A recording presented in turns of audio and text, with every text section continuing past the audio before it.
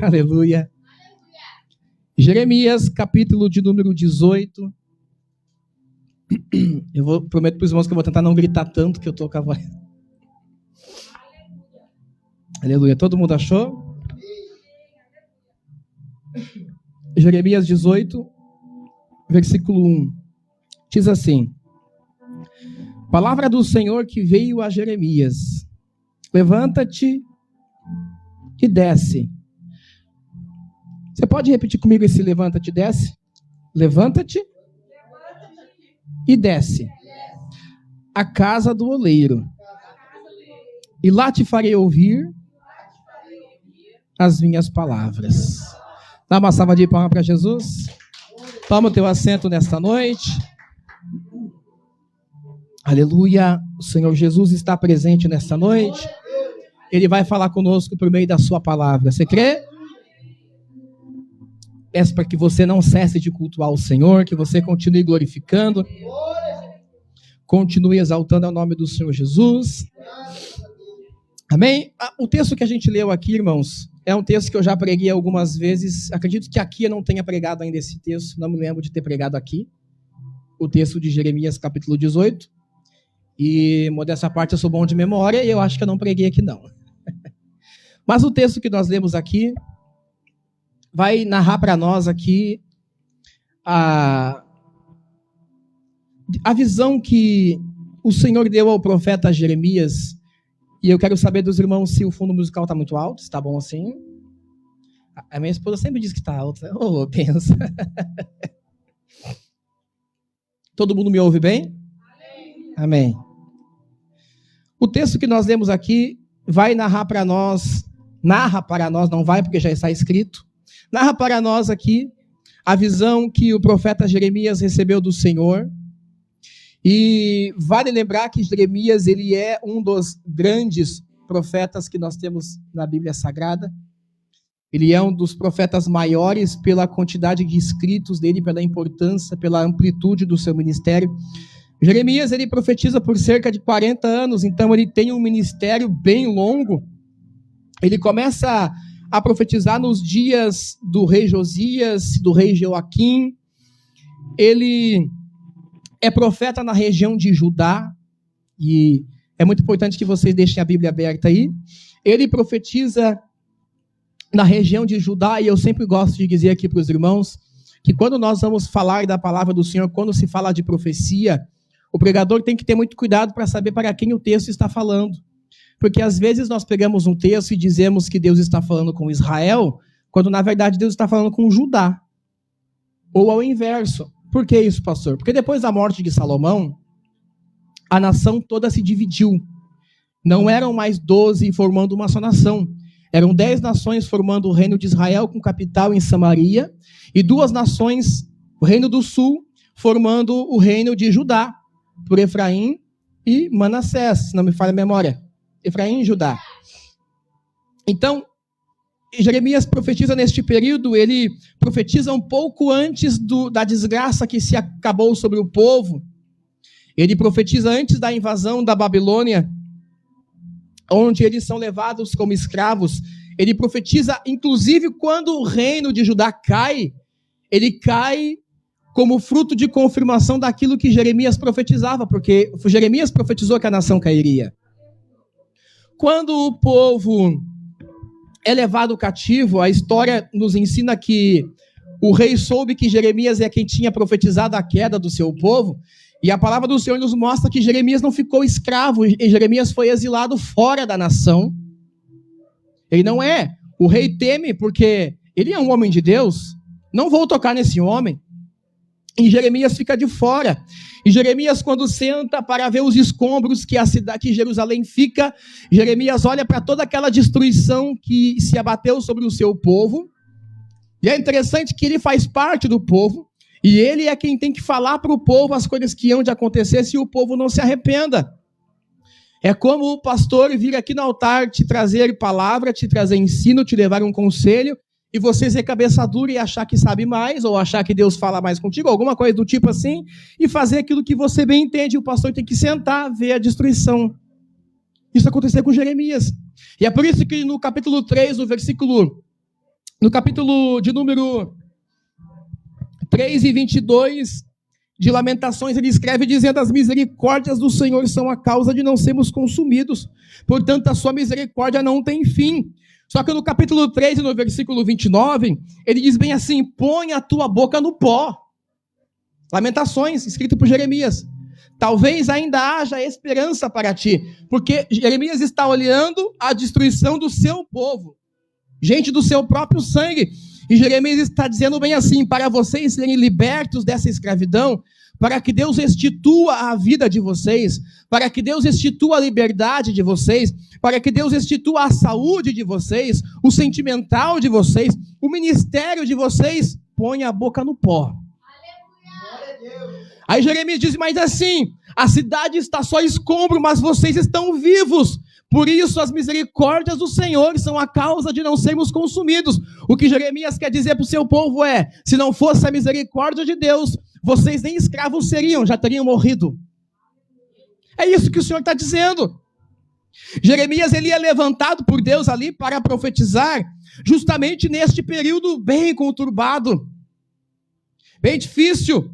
Um período onde o povo cultua a Deus, cultua a Baal de dia e de noite vai para o culto servir ao Senhor. Eu conheço crente que de dia vai na cartomante saber se o seu marido está escondendo alguma coisa e de noite vem para o culto. É para esse tipo de gente que Jeremias diz: põe a boca no pó, porque ainda há esperança para ti. O que eu quero frisar para ti nesta noite, e prometo que eu não vou demorar muito, só até 11h30. A irmã Valéria disse amém, então eu vou ficar. É verdade. Não, a irmã Zenaide gostou também. Levantou a plaquinha. Vai, pastor. Olha que interessante. Jeremias, ele é escolhido por Deus. E quando ele é escolhido por Deus, lá no capítulo 1, no versículo 4, ele diz bem assim: o Senhor diz para Jeremias: antes que eu te formasse no ventre da tua mãe, já te conheci. E antes que tu saísse da madre, te santifiquei e as nações te dei por profeta. Aí, quando Jeremias recebe o chamado de Deus, Jeremias faz como você. É como se Jeremias chegasse na frente do espelho e dissesse: eu? Ele diz bem assim: mas eu não posso, Senhor. Aí eu penso que o Senhor é o Senhor, né?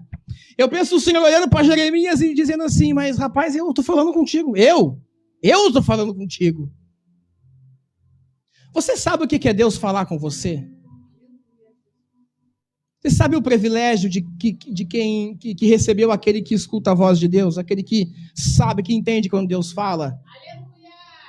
Ele está ouvindo Deus dizer para ele: eu te escolhi, meu querido, para ser profeta. Desde o ventre da tua mãe eu já te ungi para ser um profeta. Aí Jeremias para na frente do espelho e olha para si e diz para o Senhor: mas eu não posso, porque eu não passo de uma criança, eu não sei falar. É parecido com a história de Moisés. Eu preguei a história de Moisés na rádio essa semana. Que Moisés fala: eu? Quem sou eu para ir até Faraó? Êxodo capítulo 3, versículo 10. Quando Jeremias diz para o Senhor: eu sou uma criança, não sei falar, ele está dizendo assim: em primeiro lugar, eu sou imaturo. Segundo lugar, eu não tenho experiência. Terceiro lugar, eu não tenho uma boa dicção, eu não sei conversar, eu não tenho essa habilidade toda. Aí o Senhor diz bem assim para Jeremias: mas não temas, porque tudo que eu te mandar, é isso que tu falarás. Glória a Deus. Tudo que eu colocar na tua boca, isso é o que tu deves falar. No capítulo 4, o meu amigo Moisés, que ele é meu amigo, tá, gente? Ele disse assim: Senhor, eu sou duro de língua, eu não sei falar. Aí o Senhor perguntou para Moisés assim: tá, mas quem é que fez a boca do homem? Quem é que fez o ouvido do homem, o nariz do homem? Não fui eu? Vai, e eu serei com a tua boca. Eu serei como a tua boca. Deus estava dizendo bem assim: em ti mesmo pode ser que não haja capacidade e condições, mas eu coloco a minha palavra na tua boca e tu fala. É simples assim, pastor? Simples assim. Simples assim. Sabe qual é o sucesso? O sucesso, abre aspas nessa palavra aqui que eu disse. Sabe qual é o sucesso de um ministério bem-sucedido, de um bom pregador, de um líder? De alguém que você olha e você diz assim, cara, é abençoado. Olha que ministério é abençoado. Sabe qual é o segredo? Pergunta o quê, pastor? Vou fazer que nem o Marco Feliciano. Pergunta o quê, pastor? Não ter medo. Não ter medo. Não, pastor, mas o medo é uma coisa humana. É verdade. Só esqueceram de avisar Eliseu sobre isso. Que a palavra do Senhor diz que o rei, acho que não me engano, o rei da Síria, mandou prender Eliseu porque todas as estratégias que o exército criava para invadir a nação de Deus, enquanto Eliseu orava, o Senhor revelava para Eliseu, estão fazendo isso, estão fazendo isso, estão fazendo aquilo. Aí Eliseu chegava no rei e disse, o Senhor mandou fazer isso, isso, isso. E todas as vezes que o inimigo mudava a estratégia, Deus chegava para Eliseu e falava, isso, e acontecia aqui. Os inimigos não conseguiam invadir. Aí o rei da Síria disse bem assim, não, mas não é possível. Nós temos um espião no nosso meio. Como que o rei sabe tudo o que acontece? Aí alguém dali disse assim, mas rei, não tem espião. É que lá, em Judá, existe um profeta. Existe um vidente. E o Senhor fala tudo para ele. Aí mandam prender Eliseu. Aí a palavra do Senhor diz que pela manhã bem cedo o moço de Eliseu saiu para fora para fazer o café do profeta. E quando o moço de Eliseu saiu para fora, ele viu que o monte estava cercado de carros e cavaleiros, armados até os dentes para prender Eliseu. E o moço voltou para dentro e disse, meu senhor, a casa caiu. Aí Eliseu, o que está acontecendo? O monte está cercado pelos nossos inimigos. Aí Eliseu saiu para fora, Eliseu olhou, viu que estava tudo cercado. Aí Eliseu olhou para o moço e disse bem assim, meu querido, o seguinte, você só está olhando para a dificuldade com os olhos carnais. Quando você encara as coisas com os olhos carnais, a dificuldade sempre parecerá maior. Quando o Senhor mandou os espias espiar a terra prometida, cerca de, se não me engano, 10 dias, eu não me falha a memória, não me lembro, eles espiam a cidade prometida, e a palavra do Senhor não diz que houve algum problema até então, mas a palavra do Senhor diz que alguns dos espias, tirando Josué e Caleb, olharam um certo dia os homens daquela região trazendo cachos de uva. E era tão grande o cacho de uva que precisava de 3 homens para carregá-los. Só que de repente a palavra do Senhor diz que eles viram gigantes sobre a face da terra. Voltaram com medo, disseram para Moisés, não dá, a terra é boa. Mana, leite e mel. É uma terra próspera. Não, o que o Senhor tem para mim eu sei que é grande. O que Deus tem para mim vai além. Eu vou pisar em terras estrangeiras, mas Senhor, tem gigante. Quando Josué e Caleb disseram bem assim, olha, a terra é boa. E se o Senhor nos deu, nós iremos vencer. A palavra do Senhor diz que se a glória de Deus não tivesse se manifestado, eles teriam apedrejado Josué e Caleb. Sabe qual que é o problema? Eles não viram gigantes. Os habitantes ali da região, eles eram homens de pescoço comprido. Toda pessoa com o pescoço alongado parece maior. O que foi que traiu os espias? O jeito com que eles viram. Não era gigante, só era um pescoçudo.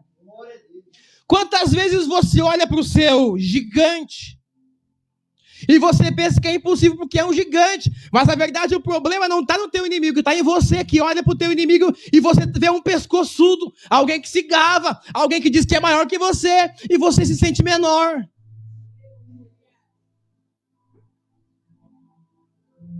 Olha que interessante. Jeremias olhou o Senhor e disse, mas Jeremias, tudo que eu colocar na tua boca é isso que tu falarás. Todo mundo entendendo? Quando o Senhor diz para Jeremias, o que eu colocar na tua boca é isso que tu falarás, sabe o que o Senhor está dizendo para Jeremias? Estou te levantando, Estou te consagrando. Estou te enviando. E tu não tem opção. Onde é que está meu livre-arbítrio, pastor? Pergunta para Saulo. Pergunta para Jonas onde é que estava o livre-arbítrio de Jonas. Pergunta para Abraão onde estava o livre-arbítrio de Abraão. O Senhor diz, sai do meio da casa do teu pai, da tua parentela, e vai para o lugar que eu te mostrarei. E ele foi. Escolhido não tem o direito de escolher. Esses dias no serviço eu estava sentando, montando o sermão de terça-feira. E eu sentei para escrever o sermão. E chegou os rapazes são da vida, são complicados. E eu estava lendo e o rapaz falou bem assim, trouxe o tema de casa para fazer aqui. Eu fechei a Bíblia para ele e falei assim, não deboche que o próximo vai ser tu. Eu disse, tu não tem escolha. Aguarda para ver, o próximo vai ser tu. Ele pegou, virou as costas, não dá para brincar contigo e foi embora. Por quê? Porque nós temos a falsa ilusão de termos escolha. Quer ver como você não tem escolha? Desobedece a Deus para você ver o que acontece contigo.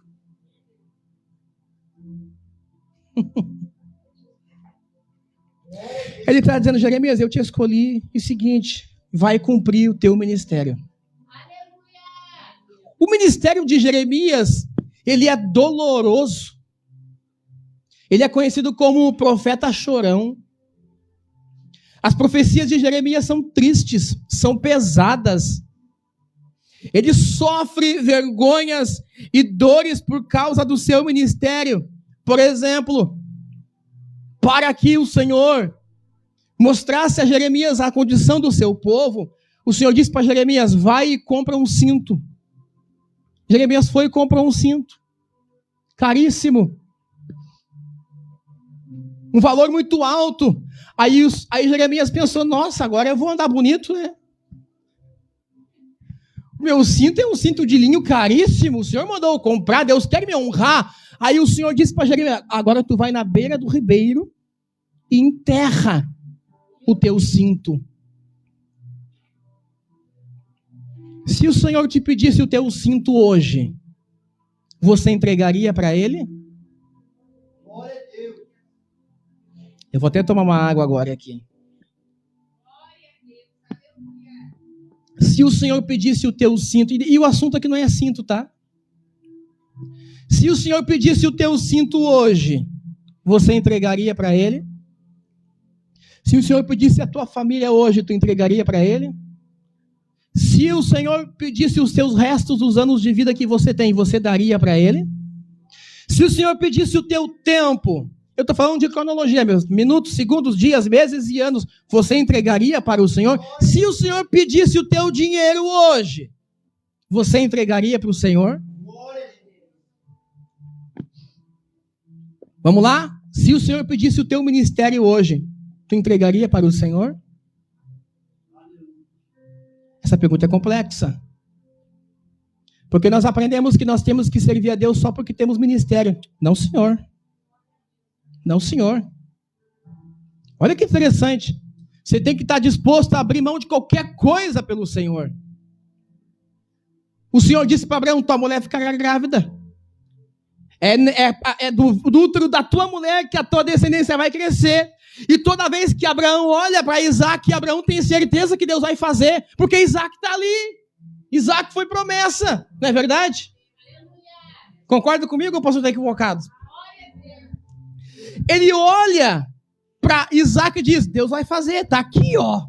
Só que Paulo diz, não andamos por vista, andamos por fé.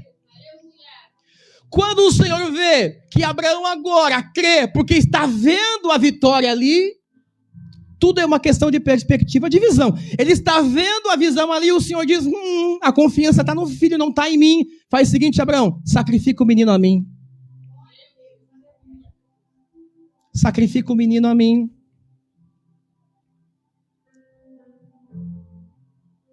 Aleluia. Eu estava num outro ministério e de vez em quando o nosso líder ia para cima do altar no culto da ceia e dizia, não preciso estar com essa igreja aberta aqui. Não quero dizimar, não dizia, meu, fecha e vou para casa. E eu sentado aí embaixo, que nem você dizer, que absurdo uma coisa dessa. Nunca que um líder pode falar uma coisa dessa. Eu dizia, não, jamais eu faria uma coisa dessa. Vou até desligar o microfone.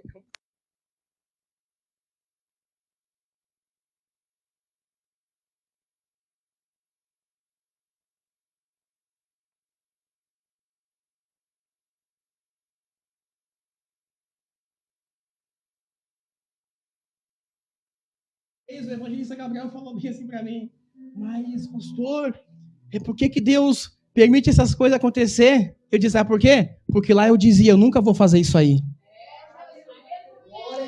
E o Senhor disse, Abraão, sacrifica o teu Isaac. Eu disse, amém, Senhor, toma, tá aqui.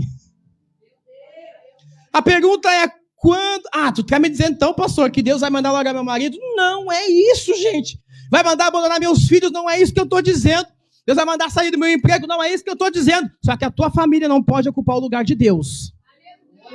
Teus filhos não podem tomar o lugar das coisas de Deus. O teu emprego não pode, o teu dinheiro não pode, o teu tempo não pode. Por quê, pastor? Tudo isso vai passar. Teus filhos vão casar e vão te abandonar. Olha que interessante. O teu serviço fecha hoje e você está na rua. Mas com Deus você nunca está sozinho. João escreve dizendo, não ameis o mundo e nem o que no mundo há. Porque tudo que há no mundo, a cobiça da carne, a cobiça dos olhos, a soberba da vida, tudo isso não vem do Pai, mas vem do mundo. Essas coisas passam, mas aquele que faz a vontade do Pai permanece para sempre. Quando você aceita sacrificar tudo ao Senhor no teu coração, Deus não te toma, porque Ele já sabe que o teu marido, o teu filho, o teu dinheiro, a tua saúde, o teu carro não está no lugar do Senhor. Pastor, mas Abraão não sacrificou o filho, sacrificou. Aqui. No seu coração. No seu coração. Jeremias vive nesse período difícil. Ele é levantado num período bem complicado. E detalhe, a gente acha assim, vou para Jesus, vou fazer a vontade de Deus, vou para Jesus é para quem não se converteu, tá? Mas vou fazer a vontade de Deus, às vezes é quem já é batizado, já está na igreja, às vezes até prega, já canta, mas tem algumas coisas que não está fazendo para o Senhor. Aí você diz assim, vou ajeitar tudo e me vou. Nós mesmos, não temos condições alguma de fazer nada. Se a graça não te acordar de manhã para ir trabalhar, você não levanta. Se não for a misericórdia de Deus te dando paciência para lidar com os teus problemas, você não consegue lidar com eles. Ou seja, tudo está nas mãos do Senhor. João, capítulo de número 15, versículo de número 16, Jesus diz assim, não foste vós que escolhestes a mim. Não pense que foi vocês que me escolheram. Não pense que foi vocês no meio do culto que disseram, eu vou aceitar Jesus. Não, Jesus disse, não foi vós que me escolheste, foi eu que escolhi a vós. Ele diz mais, e vos designeis para que vades e dê frutos, a fim de que o vosso fruto permaneça. Foi para isso que Deus te chamou. O Senhor pega Jeremias e diz assim, enterra o cinto. Daqui a pouco mais, o Senhor disse para Jeremias, agora tu vai lá. Desenterra o teu cinto e veste ele e sai caminhando pelas ruas.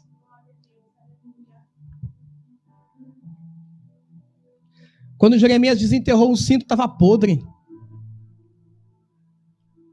estava sujo, estava imundo.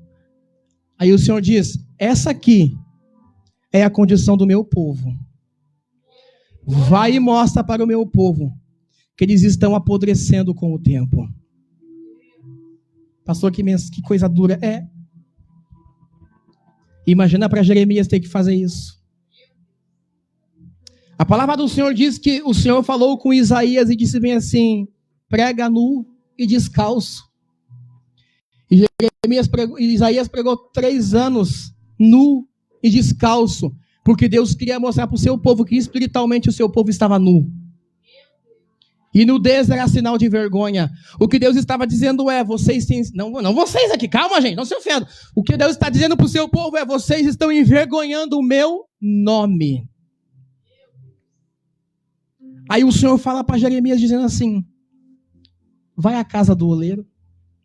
Vou começar a pregar agora, tá gente? Vá à casa do oleiro.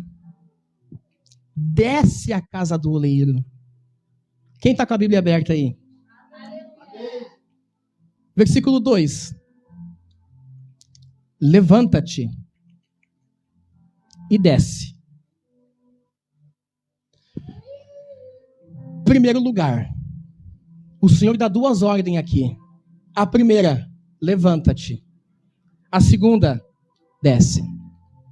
Quando o Senhor diz para Jeremias, levanta-te, o Senhor está dizendo, disponha-te, tenha ânimo, tome posição, se posicione.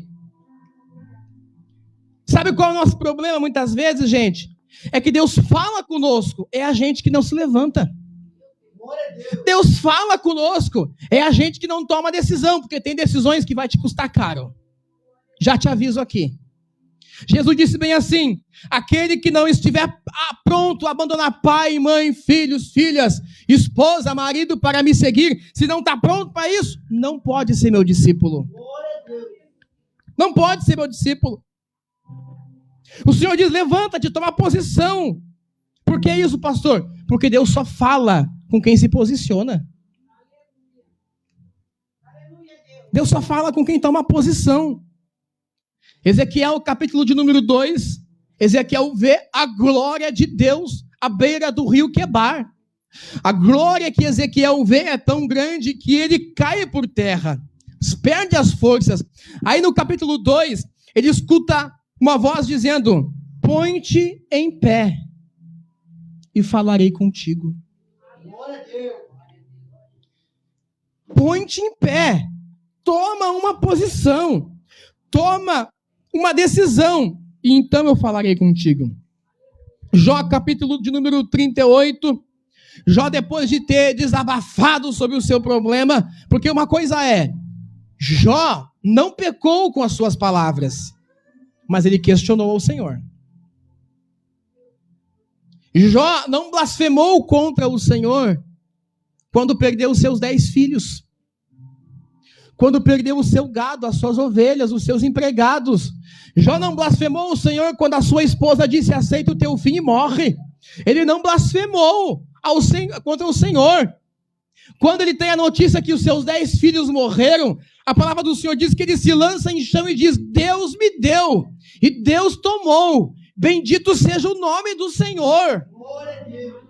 Aí ele passa o restante do livro se queixando muitas vezes porque tem problemas que você não vai entender porque você está passando. Você olha, eu dou o dízimo, eu dou oferta, eu me entrego, eu sou útil. Eu não entendo porque tem coisas que você não precisa entender agora.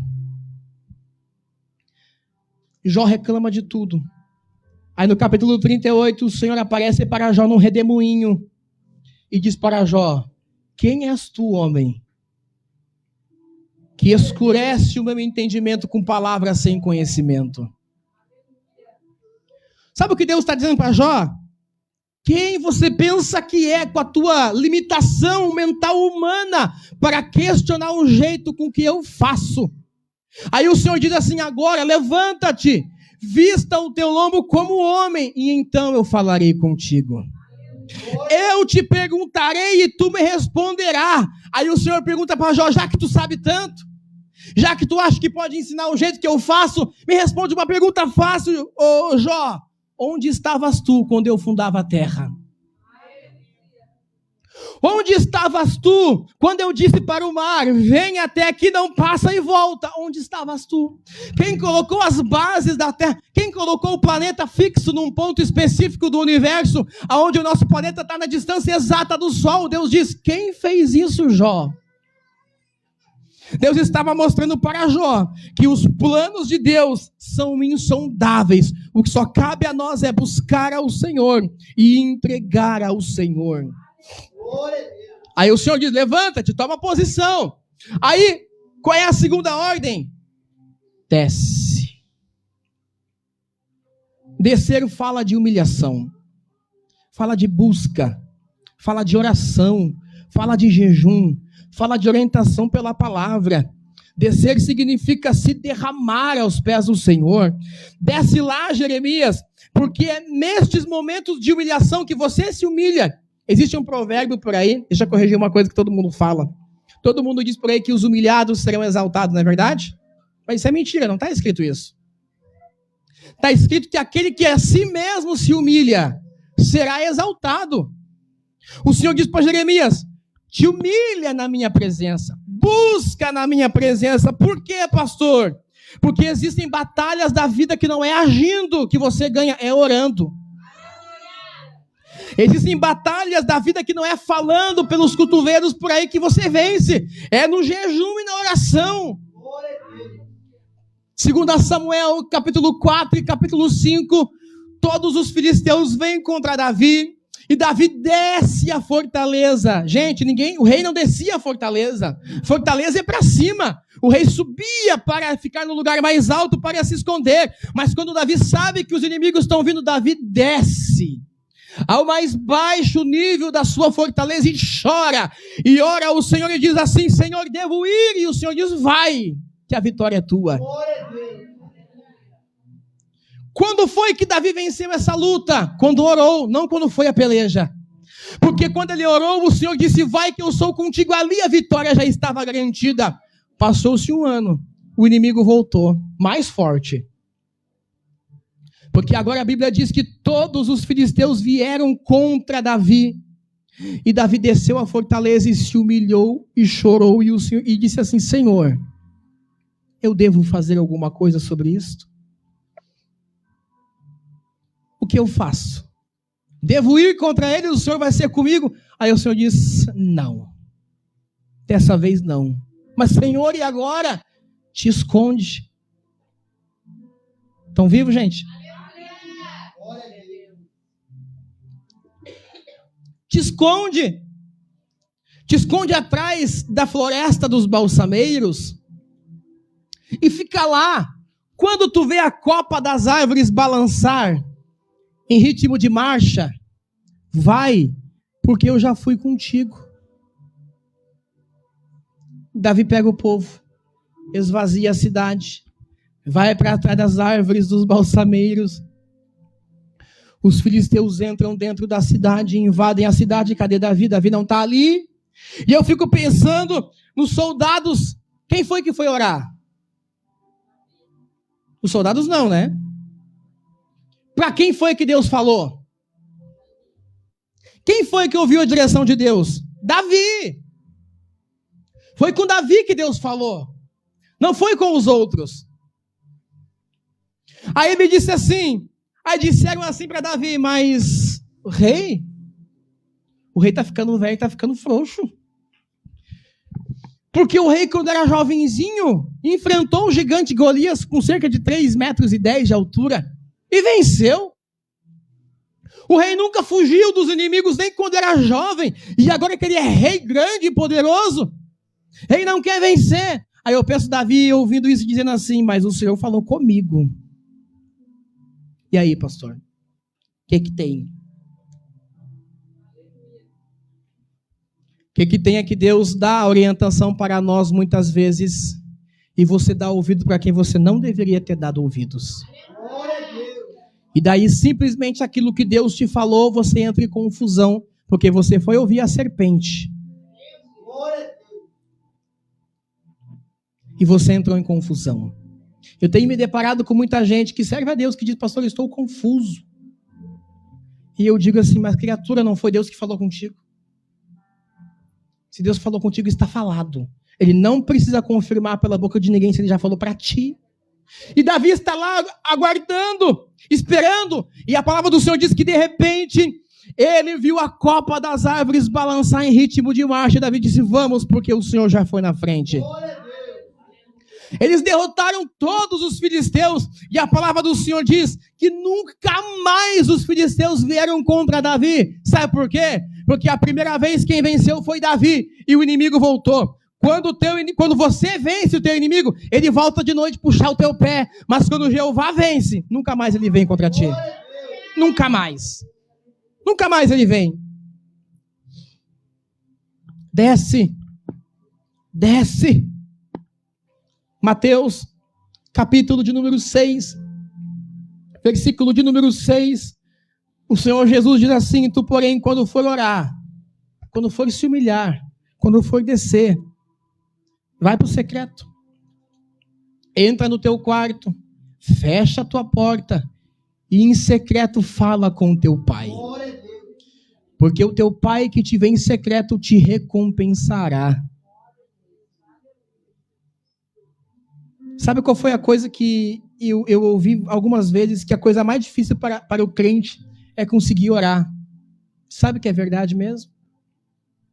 É verdade. É verdade. Existe uma frase que ela é atribuída a Martinho Lutero. É atribuída porque não se sabe se é verdade. Que foi ele que disse. Perguntaram para ele o que é mais importante para o cristão, orar ou ler a Bíblia. Aí ele respondeu assim: eu te respondo com outra pergunta. O que é mais importante para um pássaro conseguir voar? A asa da esquerda ou a asa da direita? As duas. Porque senão ele não voa. Disse: exatamente. Para você voar na presença de Deus, é Bíblia e oração. Mas o Senhor diz: quando tu quiser falar com teu pai, não é que necessariamente você tem que ir para dentro do quarto. Mas Jesus está falando sobre separar um tempo onde é você e Deus. Você não leva todo mundo que vai na tua casa para dentro do quarto, porque o quarto é o lugar do casal, da intimidade do casal. Quando Jesus diz: quando tu quiser falar com o pai, vai para o quarto, ele quer dizer: pega tu e o pai e fiquem a sós. Ninguém precisa saber. É você e Deus. E lá Deus está te ouvindo. O teu secreto com Deus pode ser de joelhos no teu emprego. O teu secreto com Deus pode ser no teu banheiro. O teu secreto com Deus pode ser de em pé lavando a louça e falando com Deus. Não importa a maneira, você precisa separar tempo para buscar ao Senhor, para descer na presença do Senhor.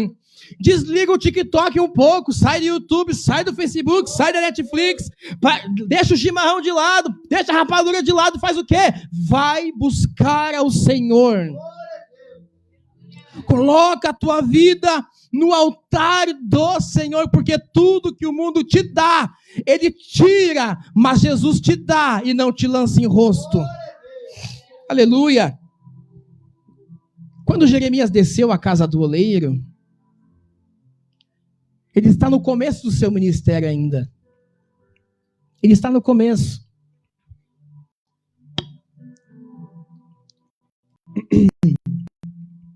Quando ele desce à casa do oleiro, e ele vai ver como é que o oleiro constrói o vaso. Quem é que já viu algum vídeo na internet como é que um oleiro confecciona um vaso? Eu gostaria muito de aprender a fazer, porque eu acho muito bacana. Ele começa a entender o que está acontecendo com o povo. Ele começa a entender. Uma das características do ministério de profeta é ele se sentir. O profeta precisa se compartilhar do sentimento de Deus. Porque o profeta ele bate para dizer que eu te digo. Esse que tem dom de profecia são duas coisas totalmente diferentes. O profeta é ministério. Todos os 5 ministérios, apóstolo, pastor, evangelista, mestres, pastores, todos profetas, todos os 5 ministérios estão ligados à pregação da palavra. É por isso que de vez em quando você chega aqui e esse pastor que vos fala, prega e fala de coisas que você passou num dia e você nem falou comigo. É por isso que de vez em quando Deus me dá umas pregações bem pesadas, daqui uns 15 dias eu fico sabendo o que estava acontecendo e eu estava pregando sem saber, simplesmente porque o Espírito Santo estava comunicando na oração: fala disso, fala disso, fala disso, e eu só obedeço. Aconteceu poucos dias atrás isso, passei o mês todo pregando, pregações duras, e Deus, Senhor, o que está acontecendo? Mas é que Deus estava dizendo, prega isso, porque Deus sabe o que o povo precisa ouvir. Se você quer seguir a Deus como profeta, te prepare, você vai seguir tudo. Você vai seguir. O Senhor diz para Oséias, Oséias, eu te escolhi como profeta, mas para que tu tenha condição de falar com o meu povo, tu tem que sentir um pouquinho do que eu sinto. O meu povo, Oséias, é uma prostituta. O meu povo sai comigo de noite e sai de dia com Baal. Para tu ter condição de profetizar para o meu povo, sabe o que tu faz? Faz igual, casa com uma prostituta também. E detalhe, não proíbe ela de continuar trabalhando, deixa ela. E ela gerou filhos da sua prostituição. A pergunta, por que Deus fez isso? Para o profeta sentir o que Deus estava sentindo. Porque do pecado daquele povo estava gerando gerações que eram frutos daquela desobediência, daquele pecado. Então, se você quer servir a Deus como profeta, te prepara. Deus vai te moer para você entender o que Ele quer. Chegaram para mim esses tempos e disseram, por que tu não faz isso, não faz aquilo, não faz aquele outro, por causa disso, daquilo, daquele outro, por causa disso, daquilo, daquele outro. Eu disse, isso nunca vai acontecer. Sabe por quê? Porque quando o Senhor levantou, Ele estabeleceu a visão. Está estabelecida. Porque nós temos a condição de bagunçar aquilo que Deus faz. E nós temos a condição de fazer isso, e quando fazemos isso, colhemos daquilo que plantamos. Colhemos daquilo que plantamos. E esse ano fez 16 anos que eu prego o evangelho, graças a Deus, porque não era nem para mim estar vivo. Era para mim ter morrido em 2017. Se Jesus não tivesse me salvado lá em 2011. E eu disse para o Senhor, deixa que falem, deixa que ataquem, deixa que batam, mas aquilo que o Senhor me deu vai continuar sendo pregado. O máximo que o homem pode me fazer é me dar uma surra na rua. Mas não vai ser tão fácil também. Calma. Jesus disse bem assim, não temeis ao homem, que não pode fazer mal à vossa alma, somente ao vosso corpo, mas temei ao vosso Pai, que pode lançar tanto o corpo quanto a alma no inferno. Desse sim eu temo. Olha que interessante, desce, e lá te farei entender. Sabe o que falta para você e eu? Você e eu e você? Eu e tu e eu? De vez em quando é só orar mais. Glória a Deus. Quem aqui já se deparou com a sensação de que nada que você faz para Deus é suficiente? Quem aqui já pensou nisso? Quem aqui deita de noite e diz, Senhor, é pouco.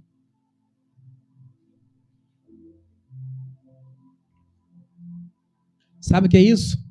É o Senhor dizendo para ti, busca mais, ora mais, jejua mais, prega mais, lê mais, estuda mais, evangeliza mais, estende mais a mão, porque esse sentimento é o Espírito Santo dizendo para nós que você pensa que Deus tem contigo, é só isso, e Deus está dizendo, se você trabalhar eu te dou mais, quanto mais trabalha, maior é o salário. Quanto mais você trabalha, mais salário você recebe. Significa dizer, você vem para o altar e prega e você diz, não vou pregar tudo que sei, porque senão acaba para amanhã. Se você pregar tudo que você sabe hoje, Deus derrama mais para amanhã. Fica tranquilo. É por isso que o Senhor diz para o povo, o maná vai cair do céu todo dia. Não pode pegar para o outro dia. Porque cada dia Deus iria prover o que era necessário. É isso que Jesus diz para ti nessa noite, cada dia tem o seu dia, o amanhã está nas mãos do Senhor Jesus. Quando Jeremias desceu para entender o que está acontecendo, Jeremias viu.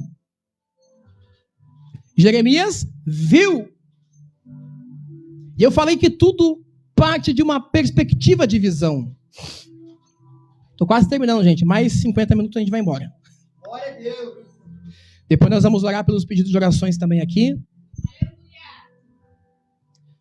Quando Jeremias desceu para buscar o Senhor, ele olhou e ele viu.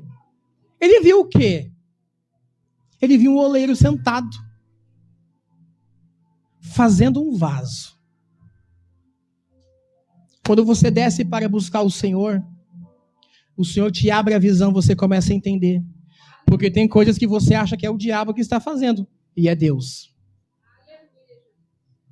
E tem coisas que você acha que veio de Deus e que é Deus que está fazendo, e você caiu no conto da serpente, e é o diabo.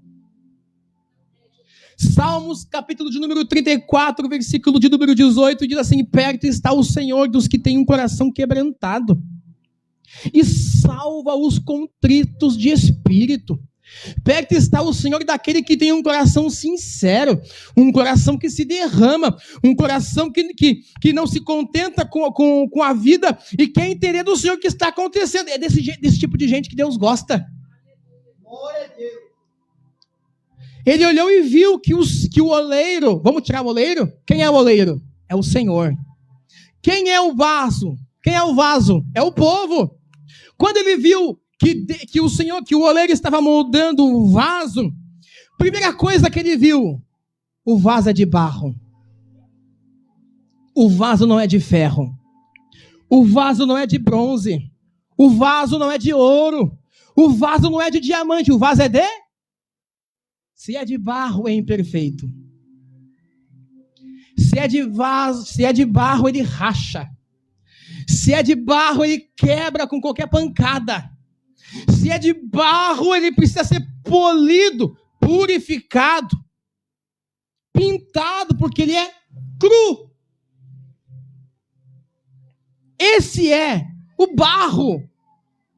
Mas é interessante que quando Deus fez o homem e a mulher, Deus fez o homem do...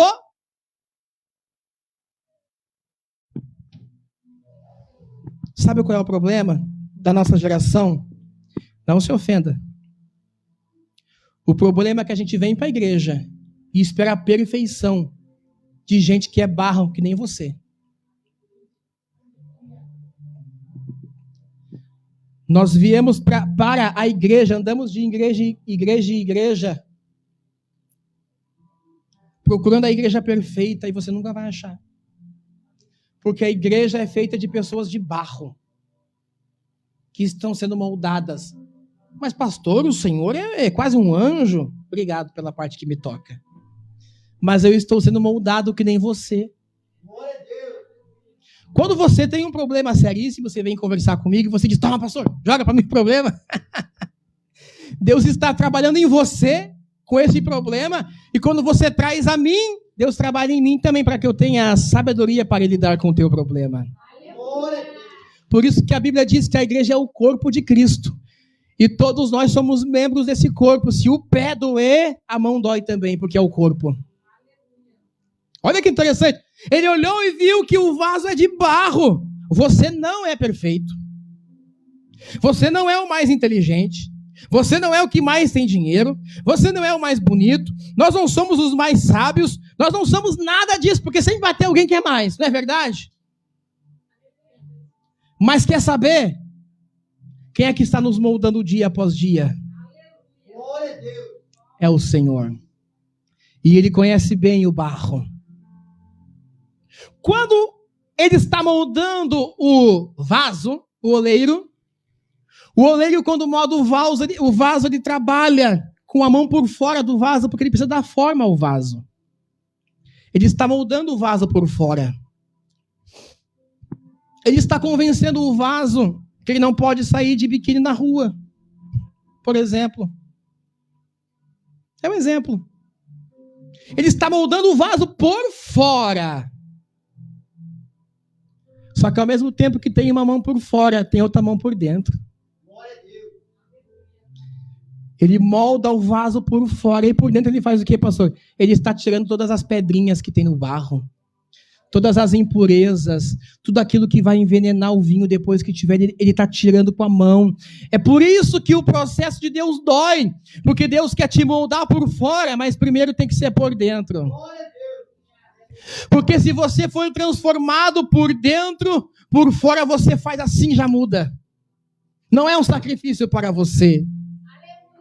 Só que quando ele está moldando um vaso, a palavra do Senhor diz, não sou eu quem diz, é o texto que diz ali. O vaso se quebrou. Repete para mim, o vaso se... Mas os pregadores não dizem que foi Deus que quebrou o vaso?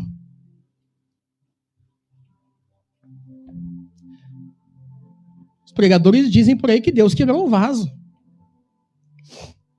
Eu gosto de ouvir de vez em quando umas coisinhas. Eu gosto de ouvir. As pessoas escutam. Eu até publiquei no status hoje. As pessoas... Nós vivemos na geração do papagaio. O papagaio só sabe falar aquilo que tu ensina. Não é verdade? Existem muitos pregando e ensinando por aí, e alguns que não pregam e ensinam, mas são da igreja, que saem aí por aí repetindo aquilo que escutam, sem examinar as escrituras. Exemplo. Vou citar um exemplo fácil. A tua fé, se for do tamanho de um grão de mostarda, girar um monte, joga o tete abaixo. Onde é que está escrito isso, gente? Eu li, pastor. Aonde? Lê o texto. Se tiveres fé, como um grão de mostarda. Como não é do tamanho, como é parecida com a mesma essência. Por quê? Porque Jesus diz assim, o grão de mostarda realmente é o menor, só que cresce e vira maior das hortaliças. Ou seja, você pode ter uma fé pequena hoje, amanhã tem que ser grande, porque a tua fé é como um grão de mostarda, é pequena, mas cresce. Aí dizem por aí, e Deus quebrou o vaso. Não está escrito isso. Os irmãos que assistem a live lá, que pregam, é só acompanhar o texto. Não diz isso. Diz que enquanto o oleiro está moldando o vaso se quebrou. É o vaso quem se desmancha na mão do oleiro. Por quê, pastor? Porque é barro. Barro não aguenta pancada. Significa dizer que existem alguns de nós que estão no processo do molde e não suportamos e nos desmanchamos. É isso que está dizendo. Deus está dizendo para Jeremias, eu estou moendo o meu povo para o meu povo se arrepender. Porque enquanto eu estava trabalhando, o meu povo se desmanchou. Mas eu não posso fazer com o meu povo o que o oleiro está fazendo de novo com o vaso. O vaso desmanchou, mas quando o vaso desmanchou, o oleiro disse, pois é, barro, não aguentou o processo, mas eu faço de novo. Sabe o que Deus está dizendo? Não importa se o vaso quebrou, não importa se o vaso trincou, não importa nessa noite a condição do vaso, eu faço com o vaso, eu faço com você o que eu faço com o vaso. Eu te levanto de novo, te moldo de novo, te purifico de novo, te restauro de novo e te faço vaso de novo. O que Deus estava dizendo é, meu povo está escravo, tá. 70 anos o povo ficou escravo. O meu povo está na labuta da vida. Muitos estão na miséria, estão quebrados na minha mão, mas eu vou restaurar o meu povo. Para que foi a visão, pastor? Para Deus confortar o coração de Jeremias. É por isso que de vez em quando eu venho aqui e trago umas palavras bem duras, bem pesadas. Mas não é o que escolho não, tá, gente? Não fica bravo comigo, não. Mas eu prego sabendo que você vai sair daqui pensando naquilo que eu disse. Glória a Deus. Você vai sair ofendido, às vezes. Mas depois você vai começar a pensar e dizer, mas está certo. É o oleiro dizendo para ti, eu estou trabalhando. Glória a Deus. Se você se quebrou na mão do oleiro, eu quero te dizer que ele está aqui hoje para te fazer de novo. Ele restaura a tua vida, restaura os teus sonhos, restaura a tua família, restaura o teu casamento, restaura os teus filhos, restaura a tua saúde, restaura as tuas finanças, restaura o teu futuro, que para você hoje parece incerto, mas está nas mãos de Deus. O oleiro está trabalhando em teu favor nesta noite. Suporta nessa noite o processo. Não se quebre na mão do oleiro. Deixa o oleiro te moldar do jeito que ele quer. Deixa ele fazer na tua vida do jeito que ele quiser. Ele que sabe. De que maneira você tem encarado o molde do oleiro na tua vida? Você olha para os processos da vida e você diz assim, isso é porque eu fiz aquilo. Não é isso, gente. Deus não vai te culpar pelo que tu fez há 20 anos atrás. Ele já te perdoou. Ele disse pela boca de Isaías, eu pego os pecados de vocês, lanço no mar de esquecimento e não me lembro mais deles. Romanos capítulo 8, versículo 1, Paulo diz, desde agora, nenhuma condenação há para os que estão em Cristo Jesus, que não estão mais naquelas práticas da carne, mas andam segundo o Espírito Santo. Não deixa o diabo te acusar. Como diz a irmã, ele é um mentiroso, pé sujo. Olha para o teu processo e diga assim, tá difícil, eu não entendo. É complicado, dói, mas eu sou apenas barro na mão do oleiro. Isaías capítulo 64, versículo 8 diz assim, mas tu és nosso Pai, nós somos barro e tu és o nosso oleiro. Tu és o oleiro. Abra a tua visão, olhe diferente para as coisas. Eu repito aqui, aproveita a tua luta. Para quê, pastor? Isso é problema. Aproveita a tua luta para conhecer Deus. Conheça a Deus pelo meio da tua aflição. Eu falei de Jó, perdeu o filho, perdeu dinheiro. A palavra do Senhor diz que ele foi ferido de um câncer, da cabeça à planta dos pés, se coçava com caco de telha. A única pessoa que ficou com ele, irmã Adelaide, foi a sua esposa. A esposa dele, e ela olha para a condição do marido, e nem ela crê que o marido pode ficar curado, e diz bem assim, aceita o teu fim, amaldiçoa o teu Deus e morre. Mas sabe o que Jó diz? Tu falas como se tu fosse uma louca, porque tudo de bom que Deus te deu, tu aceitou de bom grado, mas quando Ele quer te provar, tu não aceita. Olha que interessante a palavra do Senhor. Só que mais na frente, Jó passa por tudo isso.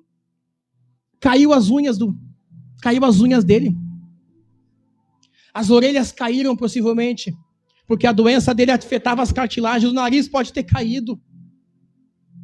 A pele afinou, de modo que passar a mão arrancava, os seus ossos quebravam sozinho.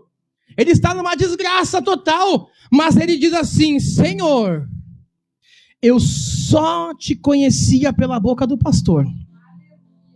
Eu só te conhecia pela boca do pregador, mas agora, na situação que eu estou, os meus olhos te contemplam. Ele está dizendo, é agora na minha provação que eu sei quem o Senhor é. E quem Ele é? Ele é a fonte da água viva. Ele é o pão vivo que desceu do céu. Ele é quem te restaura. Ele é quem restaura a tua saúde, a tua família. Ele é quem te faz viver. Ele é quem te salva. Glória a Deus. Aleluia. Você entende isso? Entenda que o teu processo está no controle de Deus. Eu precisava de mais 20 minutinhos, mas não vai dar. José. Olha só. Capítulo 41, versículo 51 de Gênesis. Quando José é restaurado, José chega para os seus irmãos e fala assim, eu tive um sonho. Nesse sonho que eu tive, o sol, a lua e 11 estrelas se curvavam perante mim. Os irmãos olharam e disseram, o meu pai, a minha mãe e nós, diante de ti? Não criam no que José dizia. Só que o que José sonhava era de Deus. O que José sonhava era de Deus. Aí quando os irmãos de José viam José chegando, eles levantavam os olhos para José, viam José vindo, olhavam um para o outro e disseram, lá vem o sonhador. Debochavam dele. Certo dia ele foi ver os irmãos deles no campo, o pai dele mandou. Quando ele está vindo, os irmãos disseram, lá vem o José. Lá vem aquele que acha que vai ser maior que nós. O que vamos fazer com ele? Sabe o que fizeram com ele? Lançaram José numa cisterna. Só que dentro da cisterna, José ainda era um sonhador. Imagina na cabeça de José, no fundo da cisterna, ouvindo os seus irmãos dizer: e agora? Vamos dizer o que para o nosso pai? Estão tramando a sua própria desgraça e José está ouvindo. Imagina na cabeça de José. Eles vendem José como escravo. José vai para lá no Egito. Ele é vendido como escravo. Vai parar na casa de Potifar. E quer saber? Onde ele colocava a mão, o Senhor prosperava. Ele é acusado falsamente pela esposa de... Fugiu o nome. Potifar. E vai para a cadeia. E quer saber? Olha que interessante. Tudo é uma questão de perspectiva, de visão. Quando ele está na cadeia, ele faz prosperar. De que jeito? Quando ele vai e assume o posto de governador, ele é o segundo homem mais poderoso da face da terra. O faraó diz: somente quando eu estiver no trono, eu sou maior que tu. E no capítulo 41, a palavra do Senhor diz que ele tem filhos. Qual o nome deles? Efraim e Manassés. Te coloca de pé. Eu vou encerrar com essa palavra. Ele tem 2 filhos aonde, pastor? No lugar onde ele foi vendido como escravo. No lugar onde ele foi preso. No lugar onde ele foi humilhado. Aí lá naquele lugar Deus faz ele crescer. E ele prospera lá. Aí quando ele tem filhos, olha o que ele diz. Qual é o nome do mais velho? Aleluia. Vocês estão aí, povo? Ele diz assim, ele tem 2 filhos, Efraim, Manassés. O mais velho é Manassés. Por que ele colocou o nome do filho dele de Manassés? Porque Manassés significa: Deus me fez esquecer todo o mal que me causaram na casa do meu pai.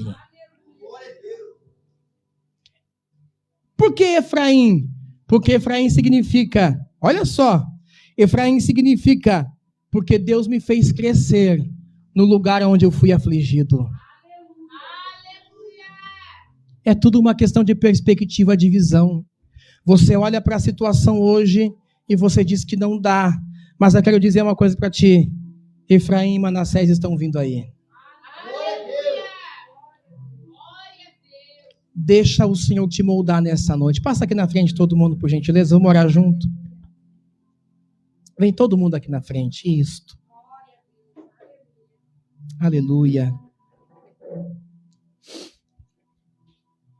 Glória a Deus.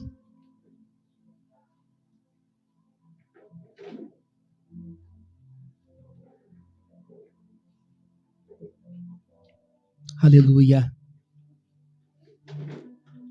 Você é vaso nas mãos do oleiro. Não tenta interromper o trabalhar do Senhor. Ele sabe o que está fazendo. Ele sabe o que está fazendo. Resista ao processo do Senhor na tua vida. Ceda. Para quê, pastor? Para que Ele te faça um vaso de honra. Para que você seja um vaso de honra na presença do Senhor. O Senhor não quer que você seja um crente religioso. Deus quer que você seja um crente liberto. Liberto do quê, pastor?